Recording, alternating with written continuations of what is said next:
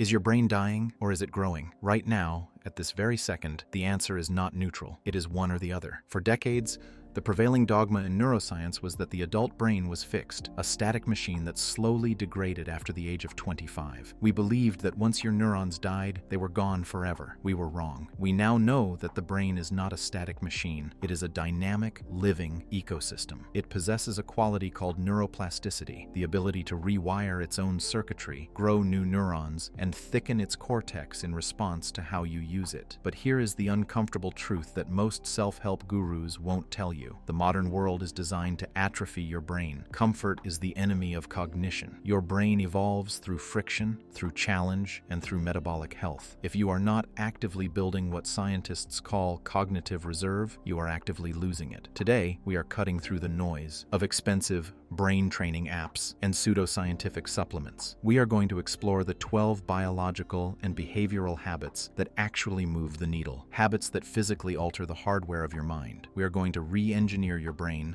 starting now. Before we can talk about software, how you think, we must address the hardware, the physical tissue of your brain. You cannot run a high-performance operating system on a degraded processor. Most people view exercise as a tool for vanity, to lose weight or build muscle. You need to reframe this immediately. Exercise is, first and foremost, a brain activity. When you engage in sustained aerobic exercise, your body produces a protein called brain-derived neurotrophic factor, or BDNF. Neuroscientists often refer to BDNF as Miracle-Gro for the brain. This protein supports the survival of existing neurons and encourages the growth of new neurons and synapses, particularly in the hippocampus, the area of the brain responsible for memory and learning. A sedentary lifestyle literally shrinks this area. The habit here isn't just walking, it is engaging in aerobic activity that elevates your heart rate to roughly 70 or 80% of its maximum for at least 30 minutes, 3 to 4 times a week. You are not just burning calories, you are fertilizing your neural landscape. We live in a culture that fetishizes sleep deprivation as a badge of honor. This is biologically disastrous. During deep sleep, a recently discovered system in the brain kicks into high gear, the glymphatic system. Think of this as the brain's sewage system. During the day, your brain accumulates metabolic waste products, including a sticky protein called beta amyloid, which is heavily linked to Alzheimer's disease. When you sleep, your brain cells actually shrink slightly, allowing cerebrospinal fluid to rush through the tissue and flush out these toxins. If you sleep less than 7 hours, this cleaning process is interrupted.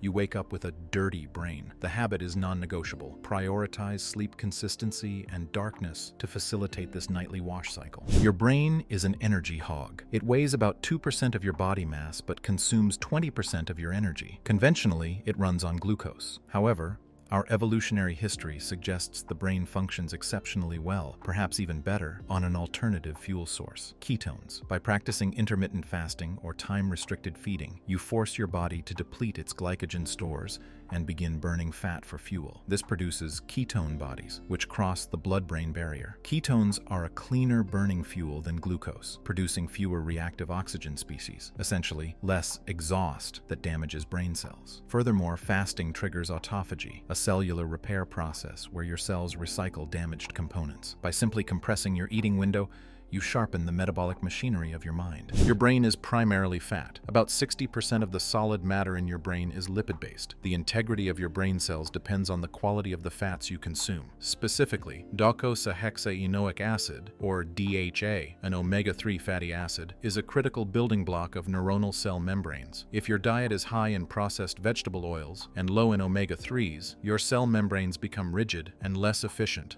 at transmitting electrical signals. You want your neuronal membranes to be fluid and permeable. The habit is simple but vital. Drastically reduce inflammatory seed oils and increase the intake of DHA through fatty fish, algae oil, or high-quality supplementation. You are quite literally building your brain out of the food you eat. Now that we have optimized the biological hardware, we must look at the software. How do we program the brain to remain plastic and adaptive? The key principle here is novelty. The brain creates efficiency by automating routine. To exercise the brain, you must break the routine. Many people think doing a crossword puzzle is brain exercise. It is not. Once you know how to do a crossword, it is merely memory retrieval. True neuroplasticity occurs during the strain of learning something new. This is the habit of high-friction learning. It could be learning a new language, playing a musical instrument, or learning to juggle. The feeling of frustration you get when you can't quite do it, that is the feeling of your brain releasing acetylcholine and norepinephrine to focus your attention and mark the neural circuits for change. If it feels easy, you aren't learning. You must seek out the frustration of the learning curve. In the age of GPS, we have outsourced our spatial navigation to satellites.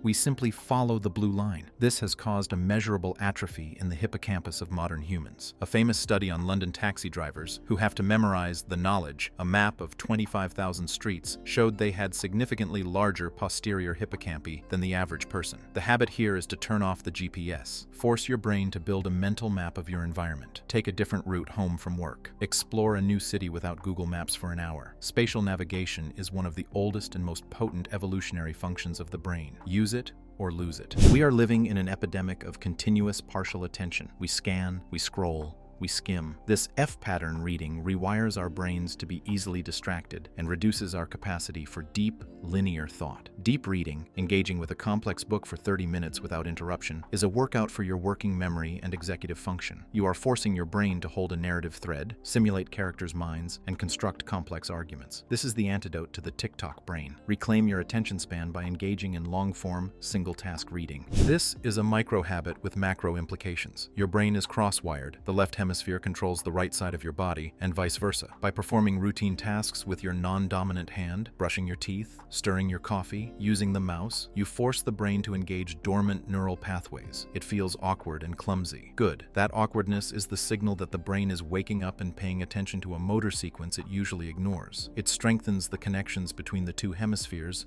via the corpus callosum. It is a simple daily reminder to your brain that it needs to stay adaptable. Finally, we must look at the environment in which your brain operates and how it connects to the world. We often think of intellectual pursuits as solitary, the genius alone in a room. But the human brain is fundamentally a social organ. In fact, processing social interactions is one of the most computationally expensive things your brain does. You have to interpret micro-expressions, tone of voice, social hierarchy, and rapid-fire linguistic nuance in real time. Isolation is correlated with rapid cognitive decline. The habit is to prioritize complex social interaction, not just liking a post on Facebook, but having real, dynamic conversations with people, especially those who disagree with you. Navigating the unpredictability of human behavior keeps your cognitive circuits firing rapidly. Just as your muscles grow through the stress of lifting weights, your brain benefits from the hormetic stress of temperature change. Exposure to heat, like in a sauna, increases the production of heat shock proteins. These proteins repair damaged proteins in your brain and protect against neurodegenerative diseases. Conversely, cold exposure triggers a massive release of norepinephrine, a neurotransmitter that improves focus, attention, and mood. By stepping out of the climate-controlled comfort zone, you are shocking your system into a state of heightened alertness and repair. We are terrified of boredom. At the first hint of inactivity, we reach for our phones, but constant input prevents the brain from entering the default mode network, DMN. The DMN is active when you are not focused on the outside world. It is responsible for consolidation of memory, future planning,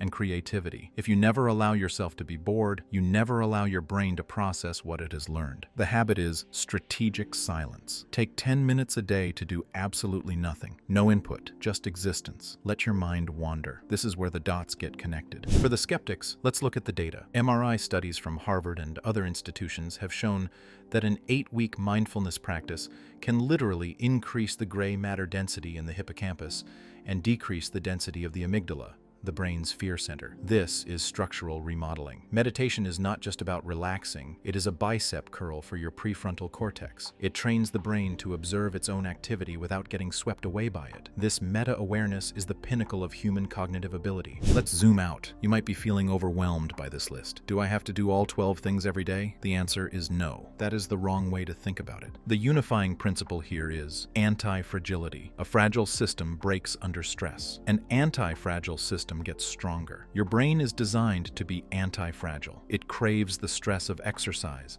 the challenge of learning, the metabolic shift of fasting, and the complexity of social connection. If you pamper your brain with junk food, mindless scrolling, and easy routine, you are telling your biology that it is time to shut down. You are signaling obsolescence. The goal is to integrate these habits into a lifestyle of cognitive reserve. Think of it like a retirement account for your mind. Every time you sprint, every time you fast, every time you struggle to learn a new skill, you are making a deposit. You are building a brain that is resilient enough to withstand the aging process and sharp enough to dominate in the present. You have the power to change the physical structure of your brain. That is the most empowering scientific discovery of the last century. It is not all genetics. It is not all destiny. A significant portion is choice. The choice to put down the phone and pick up a book. The choice to take the stairs. The choice to learn. Now, I want to hear from you. We covered 12 distinct habits, from the biological to the intellectual. Which one of these is your weak link? Are you physically active but intellectually stagnant? Or are you a bookworm who neglects your sleep? Leave a comment below with the one habit you are committing to improving this week. Let's build a community of high-performance minds. If you found value in this deep dive, do not forget to like this video. It helps the algorithm find other ambitious learners like you. And make sure you are subscribed to The Brain Line for more no BS wisdom on mastering your potential. Until next time, keep building.